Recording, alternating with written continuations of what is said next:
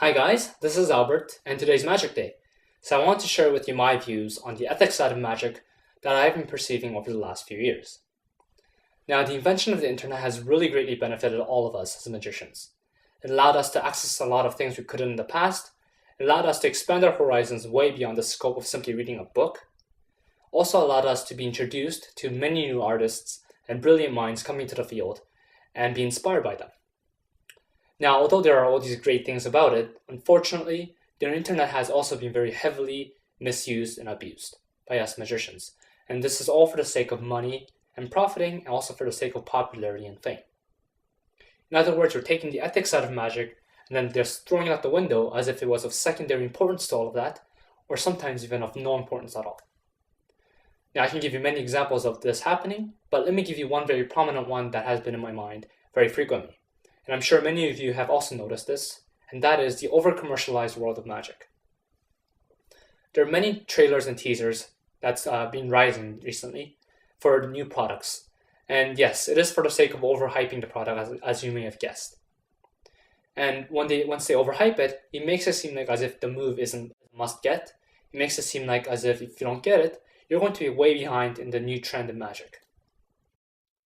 Now, what's worse is the fact that sometimes some of these products are simple variations on old classics, and a new name is attached to those moves. And it makes it seem like as if those new artists developed a new technique, and there are two very big things that's wrong about it. For those of you who don't buy those magic tricks, they don't get the proper crediting and history behind it. And so they get the misinformed idea that those moves are now new creations by those artists. Secondly, for those who do buy it, especially for the younger generation of magicians that are rising up, they also get the misinformed idea that once you take an old move, put a slight tweak to it, and then put proper crediting and history behind it, now it can be a completely new move that can be claimed by them. And that's very disrespectful for the actual original creators. And I don't think that's is a correct way to approach magic. Because we can completely and clearly see now that magic is not being used to be kept alive and to entertain our spectators. It's being used as a primary tool for business, for making money. And we shouldn't be using that as a primary tool of business for making money and profiting, because otherwise the art is going to be destroyed and we're killing it. It's being way too exposed, especially due to the new rise of the iTunes of magic, as some of you may know what I'm talking about. There are also other cases such as the video description wrongly informing about the trick, such as when it's not impromptu, they say it is, and many other cases. And it is all for the sake of profiting.